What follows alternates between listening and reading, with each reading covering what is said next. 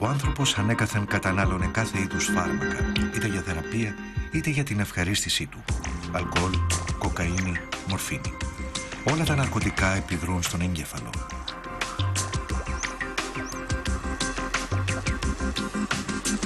Σήμερα η βιολογία μπορεί να εξηγήσει τις επιπτώσεις του στον εγκέφαλό μας και η μελέτη των ναρκωτικών επιτρέπει στην ιατρική να κατανοήσει καλύτερα τη λειτουργία του εγκεφάλου.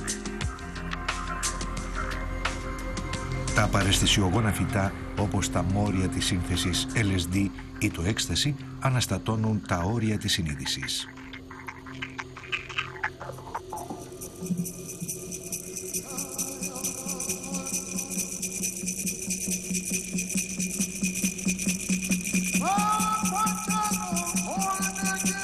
Κακτοπεγιότλ, μανιτάρια, αγιαχουάσκα. Για να επικοινωνούν με τον κόσμο των πνευμάτων, των μάγων και των θεραπευτών, χρησιμοποιούσαν πάντα παραισθησιογόνα φυτά. Για τον ψυχίατρο Μαρκ Βαλέρ, αυτό το τελετουργικό έκανε τα παραισθησιογόνα τα αρχαιότερα ναρκωτικά στον κόσμο. Dans la société, l'usage des hallucinogènes a toujours eu une place à part. On peut penser que les hallucinogènes sont probablement les premières drogues connues de l'humanité à travers la rencontre avec des champignons. On sait bien que certains théoriciens ont fait de la rencontre avec les hallucinogènes le début même de l'humanité. Il est possible que les premières religions du monde ait été le culte de champignons hallucinogènes chez les Suméro-Babyloniens. Et on sait que dans les cultures chamaniques, l'usage d'hallucinogènes est le mode privilégié de contact entre les hommes et les dieux, entre le monde profane et le monde sacré.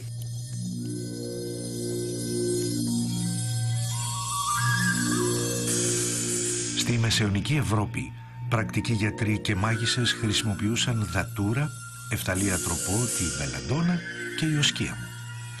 Φυτά των οποίων οι παραισθησιογόνες ιδιότητες αναφέρονται σε ιστορίες με μάγους και υπτάμενες μάγισσες.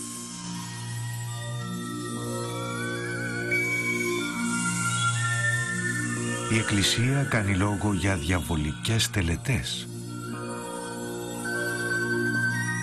On voit bien pour l'héroïne le plaisir, l'anesthésie, le risque. On voit bien pour les excitants comment on peut devenir dépendant de l'exaltation, du plaisir, du sentiment de maîtrise de soi que peuvent apporter la cocaïne, les amphétamines, ce genre de substances. Pour les hallucinogènes, c'est un cas tout à fait à part. Généralement, les expérimentateurs d'hallucinogènes peuvent être des expérimentateurs répétés. Il y a des gens qui aiment l'expérience hallucinogène, qui aiment même les sentiments de dépersonnalisation, qui aiment ce sentiment de voyage.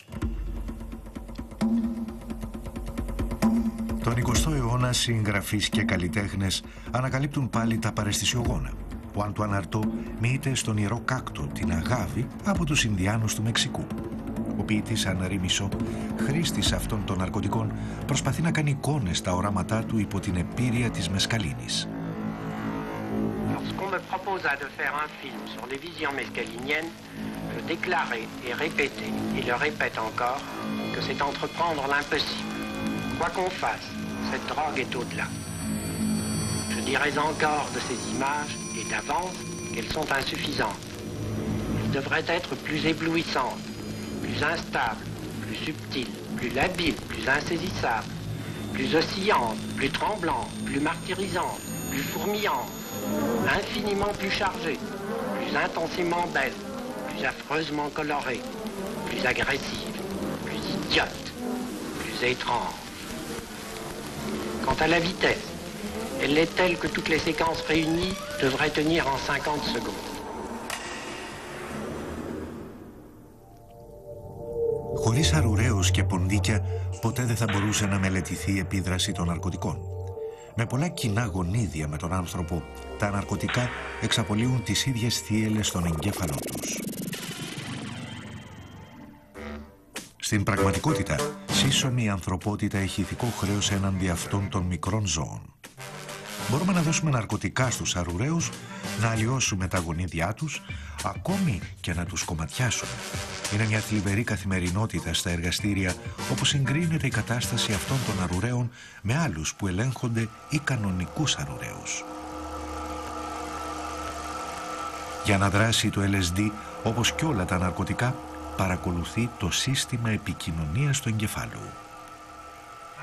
Ο εγκέφαλός μας περνάει τον περισσότερο χρόνο φλιαρώντας με τον εαυτόν του. Η καλή του λειτουργία βασίζεται στο διαρκή διάλογο μεταξύ των 100 δισεκατομμυρίων νευρικών κυτάρων μας, των νευρώνων. Για να διοχετεύσει την πληροφορία, οι νευρώνες μεταδίδουν χημικά μηνύματα τα οποία ονομάζουμε νευροδιαβιβαστές. Είτε είναι πόνος, είτε ικανοποίηση ή ο ρυθμός των ανταλλαγών των πληροφοριών, οι νευροδιαβιβαστές ρυθμίζουν μια λεπτή και σύνθετη ισορροπία από την οποία εξαρτώνται οι περισσότερες λειτουργίες του οργανισμού μας. Μεταξύ κάθε νευρώνα υπάρχει μικρός χώρος όπου επικρατεί έντονη δραστηριότητα. Εδώ στη σύναψη δρούν οι νευροδιαβιβαστές. Για να μεταδοθεί η πληροφορία από νευρώνα σε νευρώνα, συνδέονται με αντίστοιχους υποδοχείς. Οι επιστήμονες δεν μελέτησαν αρκετά τα παραισθησιογόνα. Ο Franz Vollenweinder διευθύνει μια μοναδική στον κόσμο ομάδα που μελετά τους μηχανισμούς δράσης του στον εγκέφαλο. I was personally interested in the phenomena of loss of ego boundaries, and LSD-like drugs are one of the few drugs or compounds that you can use in an experimental setting to induce this kind of states. So there's no other drugs that produce such profound alterations of the ego boundaries. So this starts as a loosening of the body-environment relationship, and the mind is profoundly changed so that you think you melt with the environment or the cosmos even, so in an ecstatic state. So this is so a profound experience, and we had no idea about how does this work.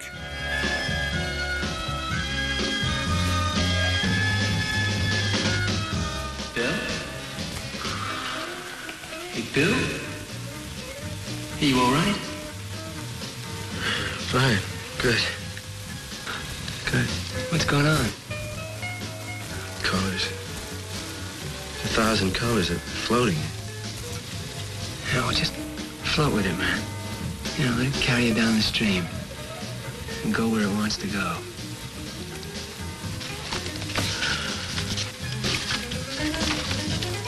You will find that you will become one with your surroundings. You will live in perfect harmony with the world around you. You can reach out your hand and come on.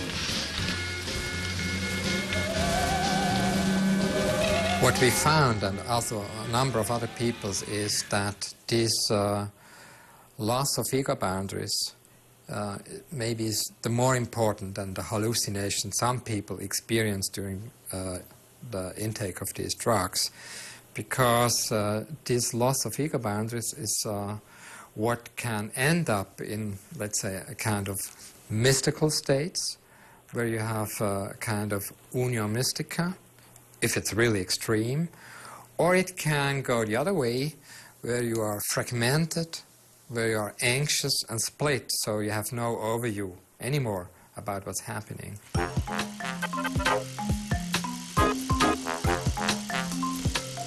La presse entière s'est emparée du plus mystérieux et du plus tragique fait divers de ces dernières années, l'affaire du pain qui rend fou.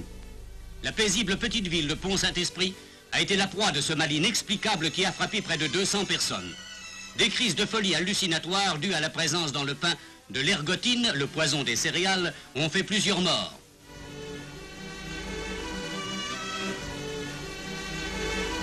La vente du pain a été aussitôt interdite et à Pont-Saint-Esprit, les biscottes ont complètement disparu. Le passage de ces corbillards devant une boulangerie close, c'est ce que la justice reprochera à un minotier qui avait trop aimé l'argent.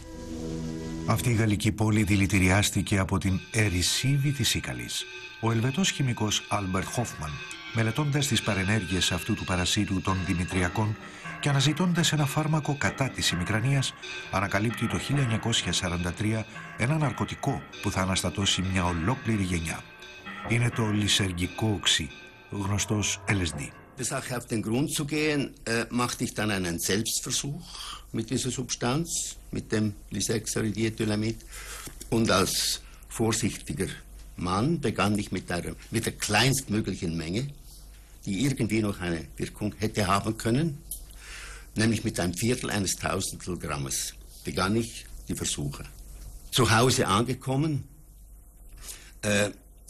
geriet ich dann in einen extrem verfremdenden psychischen Zustand. Die Umwelt war derart verfremdet, dass ich glaubte, wahnsinnig geworden zu sein. Erst einige Stunden später, als ich merkte, dass die Symptome abklangen,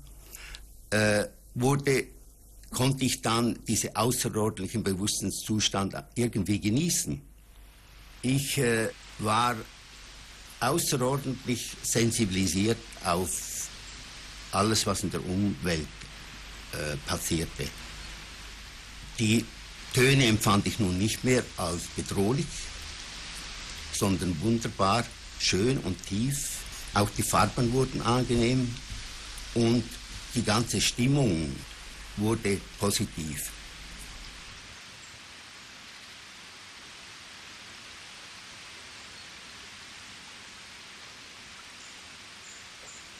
Irgendwie war die Welt verzaubert. Sie war vorher dämonisiert gewesen und jetzt geriet ich in einen Zustand der Verzauberung der Welt. Μετά το Δεύτερο Παγκόσμιο Πόλεμο, η CIA δοκιμάζει το LSD ως πιθανό ορό της αλήθειας. Πολλά στρατεύματα πειραματίζονται με τη δυνατότητά του ως χημικού όπλου που επιφέρει διαταραχές. 25 minutes later, the first effects of the drug became apparent. The men began to relax and to giggle. But this man was more seriously affected and had to be removed from the exercise. After 35 minutes, one of the radio operators had become incapable of using his set, and the efficiency of the rocket launcher team was also very impaired.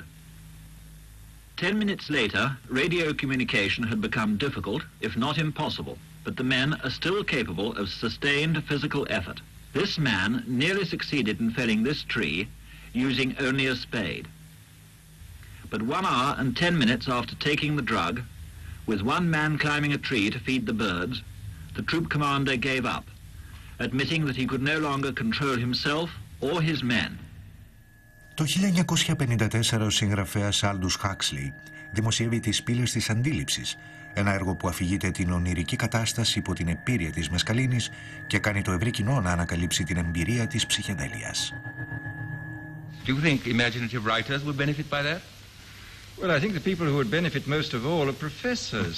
And this, I think it would be extremely good for almost anybody with fixed ideas and with a great certainty about what's what, to take this thing and to realize that the world he has constructed is by no means the only world, that there are these extraordinary other types of universe which we may inhabit and which we should be very grateful for inhabiting, I think. Ο Αλεξάνδερ Σούλγιν, 80 ετών σήμερα, αφιέρωσε τη ζωή του στη χημεία των παραισθησιογόνων. Στο εργαστήριό του στο σπίτι κοντά στο Σαν Φρανσίσκο ανακάλυψε 150 και πλέον ψυχεδελικά μόρια. Χαρακτηρίστηκε ως ιδιοφυής χημικός και τα συμπεράσματά του δημοσιεύτηκαν σε επιστημονικά περιοδικά. I think the term that Huxley used, the doors of perception, was from Blake originally. I believe the whole quotation is, if the doors of perception were opened, we'd see everything as it really is. And I think the idea of making everything absolutely available and everything being seen in the same way that Huxley himself was trying to imply in his writing is a dangerous thing. This is what a schizophrenia is. You have access to everything. You have access to, whoa, look at that little thing over, look at that thing, look at these things there, and I remember this, and I remember that, and I talk to God, and all this sort of thing going on.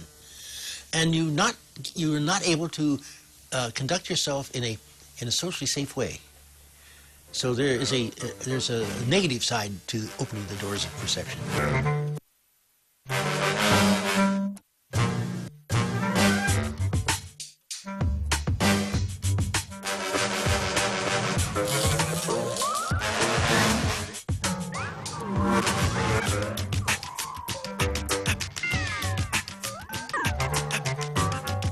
Tools I have made primarily have been what are called psychotropic drugs, psychoactive drugs, drugs that are active on the mind.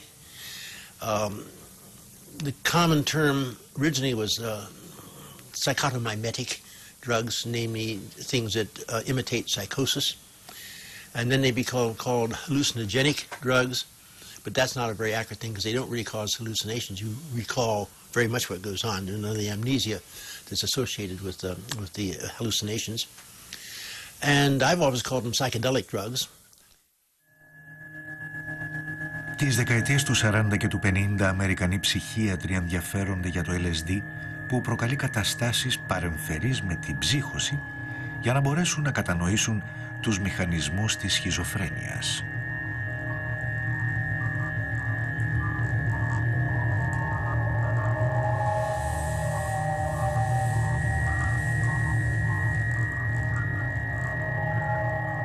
Για να προσδιορίσει αυτόν τον τύπο ναρκωτικών, ένας Άγγλος ψυχίατρος πρότεινε τον όρο ψυχεδελικός, που στα ελληνικά σημαίνει αυτό που αποκαλύπτει την ψυχή.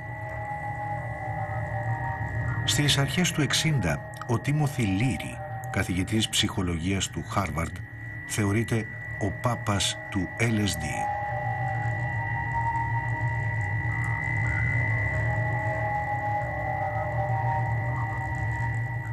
The effect is somewhat like looking through a microscope. Suddenly, when you look through a microscope, you discover that there's an invisible world around you that you hadn't known about before you did it.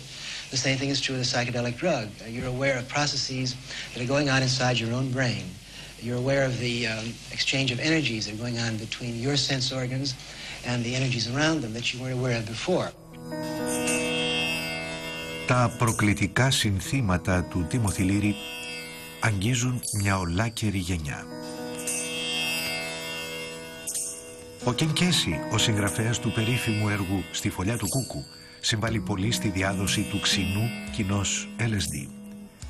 Με την ομάδα του σε ανθισμένο λεωφορείο, οι χαρούμενοι καλαμπουρτζίδες οργώνουν τις Ηνωμένες Πολιτείες.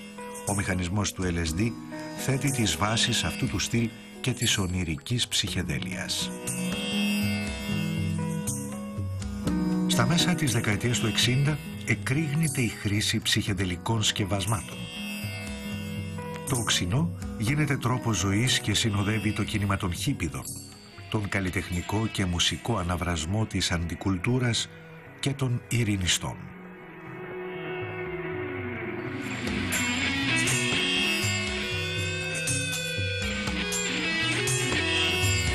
Οι πολιτικοί δηλώνουν μάλιστα ότι το ξινό είναι πιο επικίνδυνο και από τον πόλεμο του Βιετνάμ.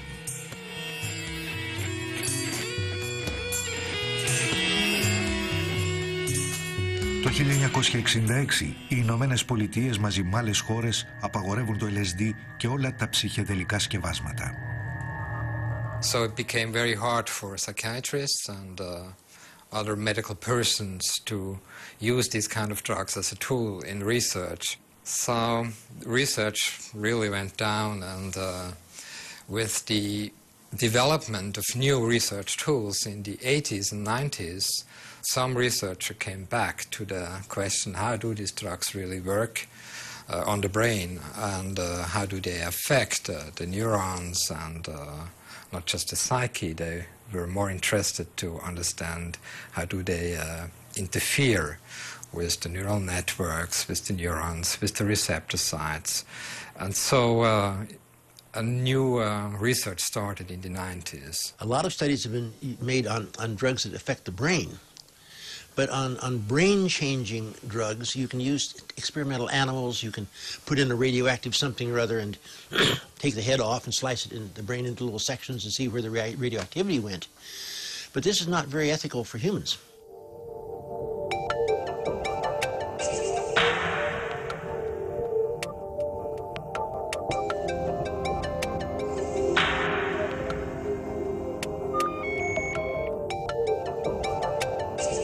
There seems to be an interaction between the effects of the drug and stress. When you give a large dose of either mescaline or LSD, one of the things that you notice is it produces catatonic behavior. Like this animal had a large dose of LSD, and you can see how relaxed he is, and you swing him around. The difference between a rat without any hallucinogen. One of the main things, you put him in a very bizarre posture, and he just stays there, which is not true for a normal animal. Hallucinogens have, I would say, 3 or 4 key effects. One key effect that everybody thinks about, because the term hallucinogen indicates that you will experience images or scenes we label a hallucination. That's something that has no corresponding stimulant in the outer world. So the brain produces the image. There's no corresponding stimuli out in the world that you, for instance, you sit here and certainly you start to experience seeing an animal that's not in the room. That's a hallucination. When you just see that the walls are moving, gone with the flow, with the music, or are distorted, then this is an illusion, a visual illusion. So most of the people experience firstly visual illusions, and only a few of them reported true hallucinations, so seeing more than there is a really input for.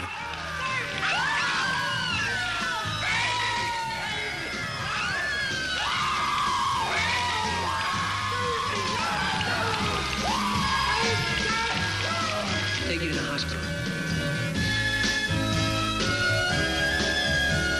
Bill, you're okay. Bill, the doctor will give you some medicine. Now, you're okay now. Bill, can you hear me?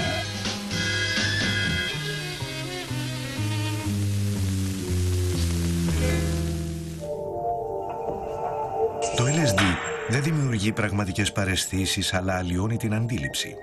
Αυτό το αποτέλεσμα οφείλεται στην επίδρασή του στο δίκτυο ενός νευροδιαβιβαστή με σερωτονίνη.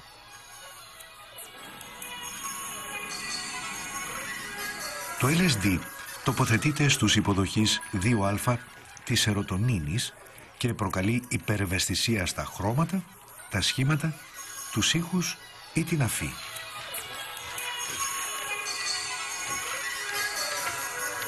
Το LSD διαταράσσει επίσης τη λειτουργία των 2 άλλων νευροδιαβιβαστών.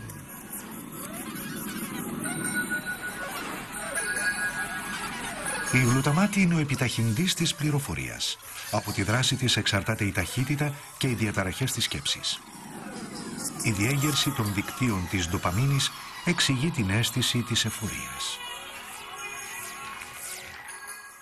So there are a number of secondary effects, or you can say it's a cascade of effects. So what we try to understand is how do these alterations, how do they relate to the specific psychological or perceptual alterations we can see with this kind of drugs. Στις αρχές της δεκαετίας του 90 νέες τεχνικές εγκεφαλικής απεικόνησης εμφανίζονται. Η αξονική και η μαγνητική τομογραφία απεικονίζουν και επιτρέπουν την παρατήρηση των περιοχών του εγκεφάλου που έχουν ενεργοποιηθεί από τα ναρκωτικά. Ο Φραντς Φόλενβάιντερ και η ομάδα του αποφασίζουν να ξεκινήσουν από μηδενική βάση τη μελέτη των παραισθησιογόνων με τα νέα μηχανήματα. We think that on the one hand, the profound alterations we can see with these drugs when people are more in a euphoric, ecstatic state gives us a hint about, in the broadest sense, about how is the brain organized, how does it function when you experience a kind of ecstatic state. Very, very cool. Very, very groovy.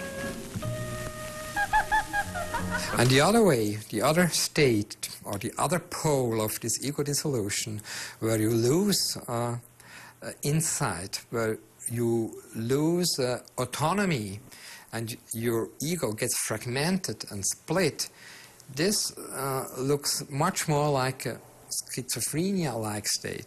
Usually a separate tent set up, which we call the trip tent.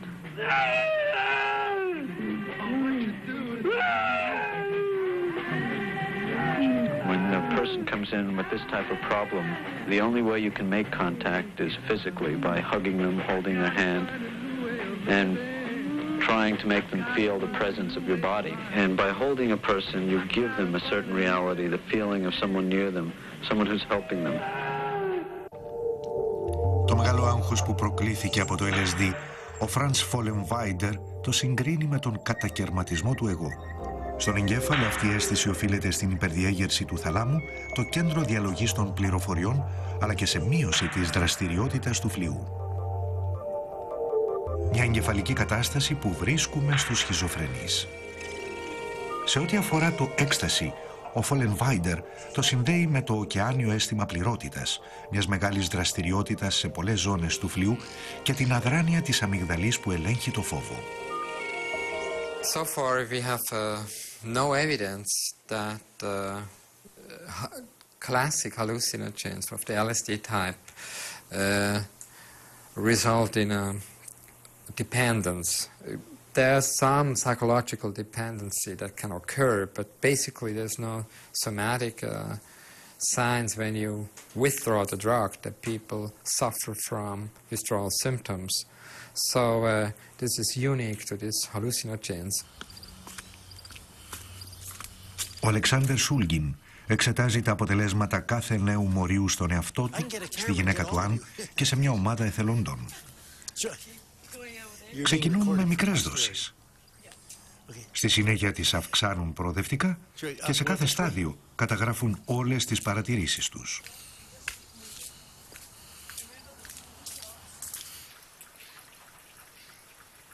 I think probably one of the most memorable was the material 2CB, which I found to be a very friendly, very gentle onset thing, one that allowed me to look at a museum at paintings and begin to realize for the first time why the painter painted what he did. And as you're seeing through the paintings into the painter. And that sort of communication I found to be extraordinarily interesting and quite provoking. Opening doors in your mind is a very essential thing to do because your mind is filled with all kinds of material, ideas, memories, recall, who knows, past lives, future lives, that are behind closed doors. And there's only one way of finding out what's there, and that is to open. Oh, better one at a time.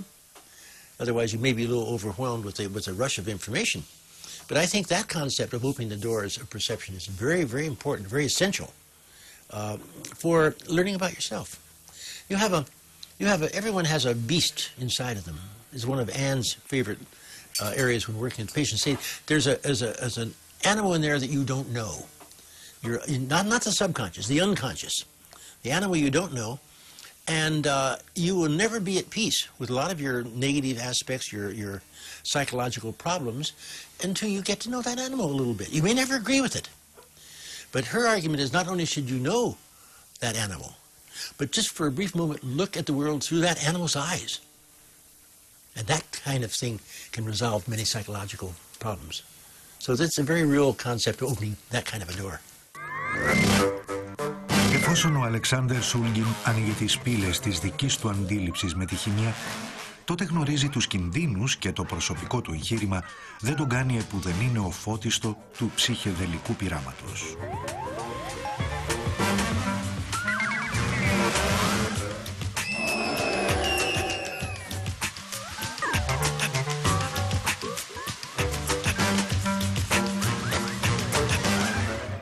I try not to be a chronic user of any psychedelic because I want to keep my main thrill is discovery, not exploiting, but discovering, and I want to keep myself open for that. Η σημαντικότερη ανακάλυψη του Σούλγιν είναι το έκσταση που θα γίνει το δημοφιλέστερο νέο ναρκωτικό των νέων. Πράγματι, το μόριο του έκσταση, το MDMA, ανακαλύφθηκε και κατοχυρώθηκε στη Γερμανία το 1914 χωρίς να του αποδίδουν χρησιμότητα. Ο Αλεξάνδερ Σούλγιν εκδηλώνει ενδιαφέρον τη δεκαετία του 1970 και του προσδίδει μια ιδιαίτερη διάσταση. It was sort of an uninteresting middle of the road chemical, and they dropped the whole thing. That was published about in early 1970s, I believe. And then I heard about through a friend of this material that was not a psychedelic, but it was being used in Chicago. And I found the structure of it, and I synthesized it, and it was indeed a fascinating compound. And my main connection with the compound is I was the first to publish human activity, but by no means was I the inventor of it. And I published a note with a couple other people in the scientific literature as this as being a opener of a person's attitude toward his own self. And I suggested strongly that it would be a very excellent therapy tool. And indeed, it was used in psychotherapy for about 3 or 4 years until it was made illegal. And they're used around the world, a number of places. All these kind of MDMA-like drugs are very different from, for instance, from hallucinogens, because they do not primarily produce hallucinations. It's very rarely, maybe only with high doses. But basically, they produce a state of enhanced mood, of facilitated communication. Some people say they are prosocial. Επί χρόνια το MDMA το χρησιμοποιούσαν οι γιατροί στις ψυχοθεραπείες. Όμως μετά την απαγόρευσή του, το MDMA που επωνομάστηκε Έκσταση έγινε ένα ναρκωτικό συνώνυμο της τρελής χαράς. Αποτελεσματικότατο κατά της κόπωσης, το Έκσταση χρησιμοποιείται από τους χορευτές των rave party. Καταναλώνεται από 8 εκατομμύρια ανθρώπους ανά τον κόσμο. Όπως το LSD, έτσι και το Έκσταση δρά στο δίκτυο της σερωτονίνης, ένα σημαντικό ρυθμιστή της διάθεσης, όμως στοχεύει και σε έναν άλλον μηχανισμό.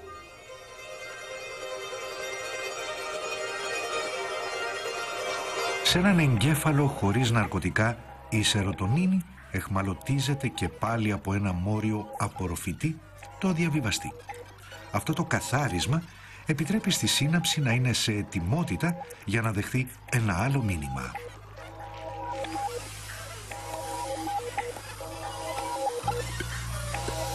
Το Έκσταση μπλοκάρει αυτόν τον υποδοχέα. Ένα σχήμαρο σερωτονίνης ξεχύνεται στους νευρώνες και προκαλεί μια αίσθηση χαράς και συναισθηματικής διέγερσης. Το πρόβλημα είναι ότι τα αποθέματα σερωτονίνης εξαντλούνται εντελώς. Οι νευρώνες δεν λειτουργούν όπως πριν. If you take the drug in maybe 2 tablets or 3 tablets, we think that all the stores get depleted, and so 1 or 2 or 3 days it needs to fill up these stores to refill them. And what typically can happen, that about 1/3 of the subjects we have investigated in a control setting with a single dose, they say about after 2 to 3 days they have a kind of midweek blue. Στο επίπεδο των κυτάρων, το Έκσταση δρά στους νευρώνες της σερωτονίνης. Με τις μεθόδους ιατρικής απεικόνησης, τώρα πια μπορούμε να βλέπουμε τις περιοχές του εγκεφάλου που έχουν επηρεαστεί από τα ναρκωτικά. Αγγίζοντας το ραβδωτό σώμα στριάτουμ, το Έκσταση διευκολύνει τις κινήσεις και φέρει μια σχετική εφορία.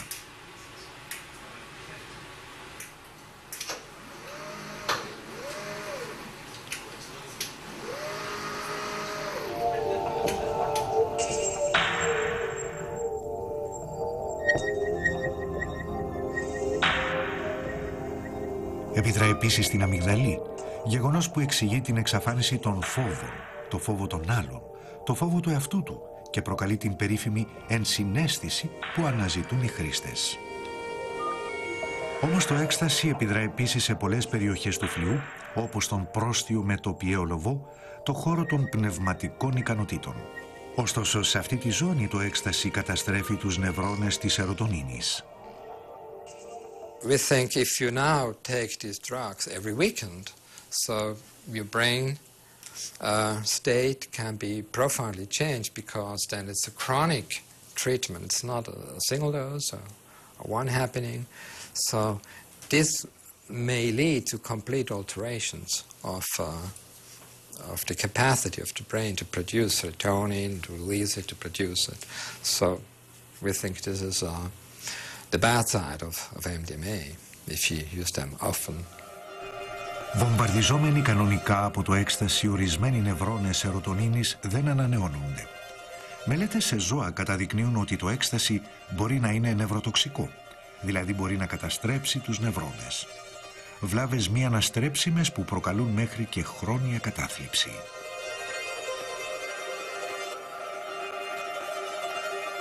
I think that MDMA, like no other drugs, has a much higher neurotoxic potential. It's much more risky than other drugs that are comparable, have comparable effects to MDMA than, for instance, hallucinogens, which we have never seen any long-term alterations. So MDMA is a special case, and it's hard to give recommendations, and it's better not to use the drug frequently. And if anybody is asking, we would say, better leave your hand off the drug. You're on the safer side. Παρά τους κινδύνους αυτούς, κάποιοι ψυχοθεραπευτές θεωρούν το έκσταση ως το εργαλείο τους. Κυρίως για να βοηθήσουν ασθενείς που πάσχουν από το σύνδρομο του μετατραυματικού στρες.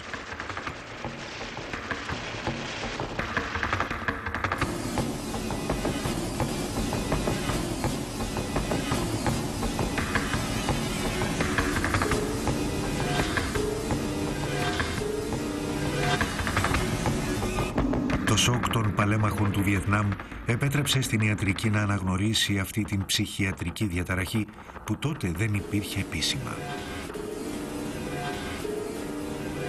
Στην Ισπανία ο ψυχολόγος José Carlos Buzo χορήγησε μικρές δόσεις MDMA σε ασθενείς θύματα βίας ή σεξουαλικών επιθέσεων. Bueno, el trastorno de estrés postraumático es un cuadro sintomatológico que aparece cuando una persona se ve expuesta a la vivencia de un suceso traumático dramático, ¿no? Como puede ser una agresión sexual, un acto terrorista o pues, cualquier otro tipo de acto violento.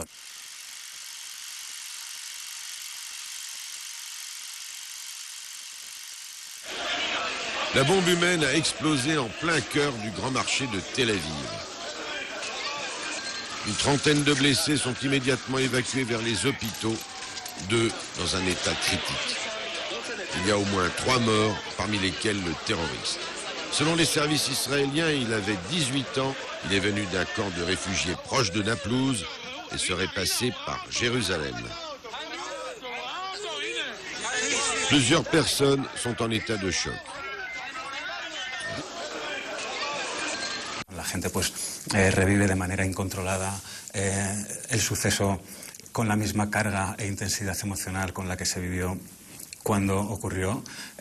También tienen pensamientos intrusivos, las imágenes se les aparecen en la mente o tienen pensamientos muy distorsionadores o muy estresantes respecto al suceso traumático, y están en una situación también permanente de hiperactivación, como alerta a cualquier estímulo del medio que pueda repetir el suceso traumático. Y esto además se acompaña generalmente pues, de una alta comorbilidad, con depresión, con trastornos obsesivos compulsivos. En definitiva, las personas que viven o que sufren trastorno de estrés postraumático tienden a ver al mundo como algo amenazante y a verse a sí mismos como incapaces para poder actuar dentro de ese mundo.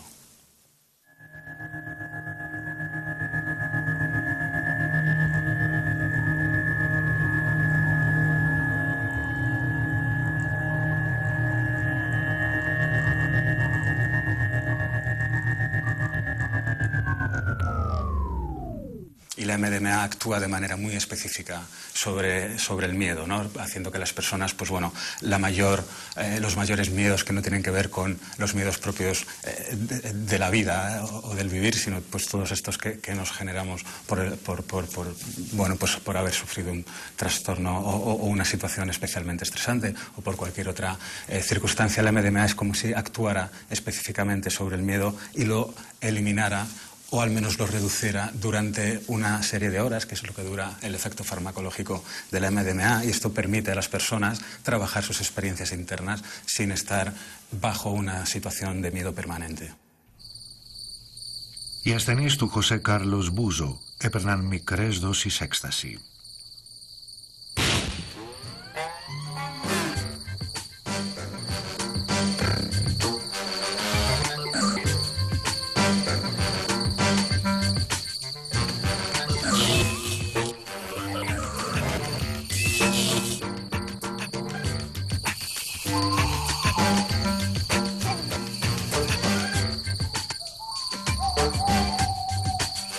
Όμως ο κίνδυνος νευροτοξικότητας οδήγησε τις πανεπιστημιακές αρχές να διακόψουν το πρόγραμμα. Άλλες πειραματικές μελέτες γίνονται σήμερα στις Ηνωμένες Πολιτείες. En general es que la MDMA puede ser un fármaco muy útil en el tratamiento del trastorno de estrés postraumático, pero lamentablemente no lo puedo asegurar con datos, no lo puedo afirmar con datos, y lo único que esperamos es que algún día estos estudios puedan realizarse, ¿no? Para poder tener las ideas más claras, ¿no? Όμως το έκσταση των νυχτερινών μπουάτ περιέχει συχνά επικίνδυνες ουσίες που δεν έχουν καμιά σχέση με το MDMA που χρησιμοποιούσαν στις πειραματικές ψυχοθεραπείες. Τα παράνομα εργαστήρια παρασκευάζουν επίσης συνθετικά ναρκωτικά, νέες ψυχοτρόπες ουσίες, κατά παραγγελία των οποίων οι χρήστες πολλαπλασιάζονται. Τα συνθετικά αυτά σκευάσματα όπως το GHB ή η κεταμίνη επιφέρουν απώλεια συνείδησης ακόμη και ότι βγαίνουν από το σώμα τους. C'est difficile de décrire les effets de la kétamine, par exemple des drogues dissociatives, parce que les sujets en ont parfois des vécus assez différents. Mais c'est un peu une absence brutale au monde. Certaines personnes racontent leurs expériences de kétamine comme d'autres raconteraient ce qu'on appelle des NDE, des near-death expériences, des expériences de vécu de la mort, de la proximité de la mort elle-même. On pourrait dire qu'avec ces substances, on peut expérimenter le fait d'abandonner les parties les plus évoluées de son cerveau pour régresser assez rapidement à l'état de légumes ou de cerveau reptilien ou végétatif. Et c'est une expérience que certaines personnes ont l'air d'apprécier particulièrement. Peut-être que l'idée de s'identifier à un légume est quelque chose d'assez excitant finalement.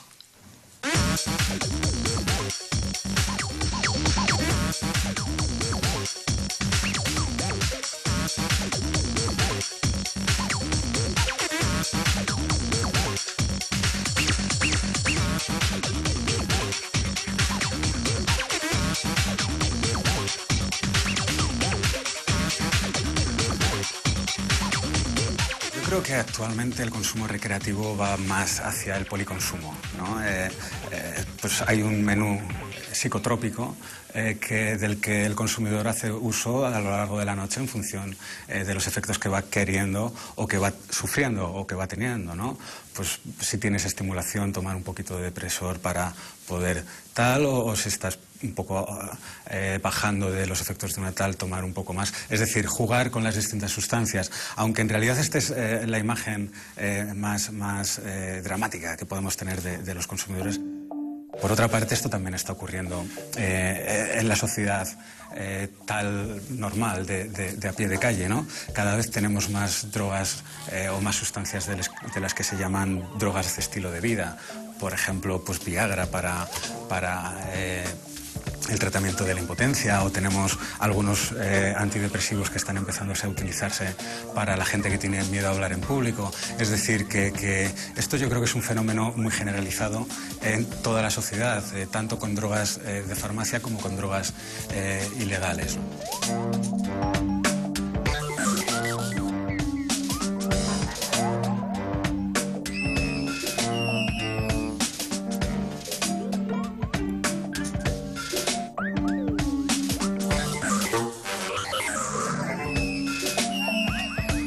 Ερωτηθέντες για το πώς θα είναι οι ουσίες του αύριο, επιστήμονες και ψυχίατροι αρχικά πιστεύουν στην ιατρική θεραπεία. Μεταξύ ναρκωτικών και φαρμάκων, τα όρια γίνονται καθημερινά όλο και πιο διάτρητα και το μέλλον προμηνύεται χημικό. Πολιτισμός με χρήση χαπιών, ένας εφιάλτης που περιγράφει από το 1932 ο Άλντους Χάξλεϊ. Στο έργο του «Ο θαυμαστός καινούριος κόσμος», ο συγγραφέας οραματίζεται μια κοινωνία που θα ρυθμίζεται από την ουσία σώμα, ένα παντοδύναμο ναρκωτικό που καταπραίνει ή φέρνει εφορία ανάλογα με τη χορηγούμενη δόση. You do, of course, anticipate this world of tranquilizers and pep drugs and truth drugs in your novel Brave New World, to some extent. Yes, I was, of course, there. I projected these things 500 or 600 years into the future, and it is rather alarming to find that only 27 years later, quite a number of these forecasts have already come true, and come true with a vengeance. C'est difficile de savoir ce que seront les drogues de demain, parce qu'on est dans un monde qui est probablement de plus en plus ouvertement chimique. Alors c'est très décrié par certains, on voit bien que les médicaments, l'utilisation des molécules psychoactives sort de plus en plus souvent d'un cadre thérapeutique au sens de traitement de maladies mentales avérées. C'est le problème des traitements de la dépression, on ne sait plus trop où est la frontière entre la norme et la dépression. C'est le problème du traitement de l'angoisse, où on ne sait plus à partir de quelle durée de crise d'angoisse il faut passer au traitement. C'est le problème du traitement de l'insomnie, etc. Η κατανάλωση αντικαταθλιπτικών, αντιαγχολητικών και καταπραγητικών στις ανεπτυγμένες χώρες γνωρίζει ηλικιώδη ανάπτυξη. Η συστηματική προσφυγή στη χημεία εγείρει πολλά ερωτήματα πάνω στην εξέλιξη των κοινωνιών μας και τις απαιτήσεις που βαραίνουν κάθε άτομο.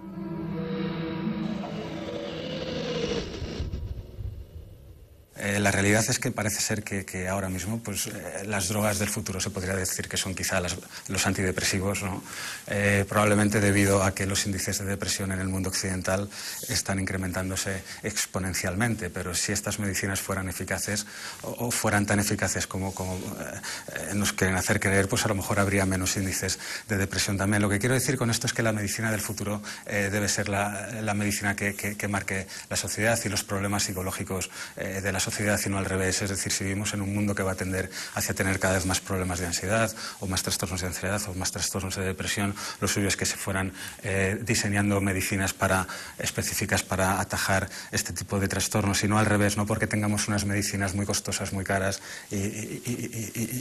y con un marketing excelente, no tratar de encajar los distintos trastornos dentro de estas medicinas, ¿no?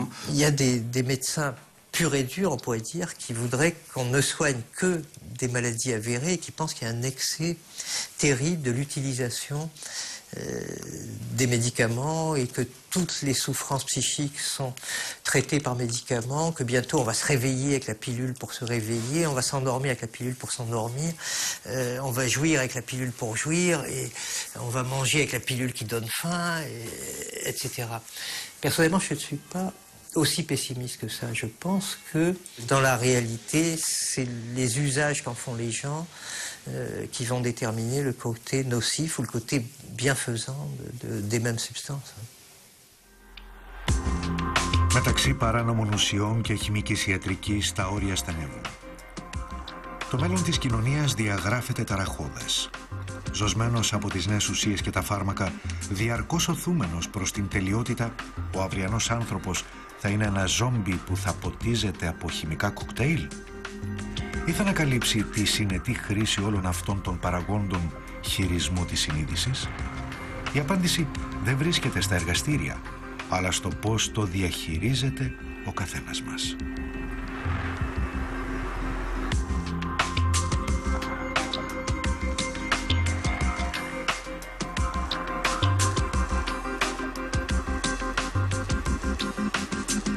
Μετάφραση Δήμητρας Κλαβούνου Αποστόλου.